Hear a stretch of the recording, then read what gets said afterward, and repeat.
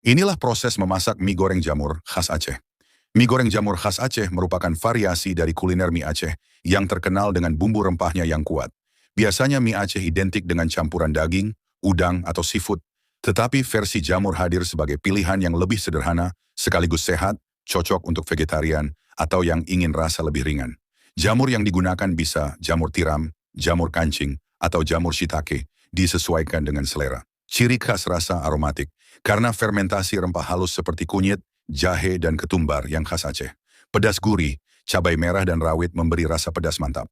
Teksturnya pun unik, jamur menyerap bumbu dan memberi sensasi kenyal, berpadu dengan mie yang agak tebal. Fermentasi seimbang, ada manis dari kecap, gurih dari bumbu, segar dari jeruk nipis dan acar.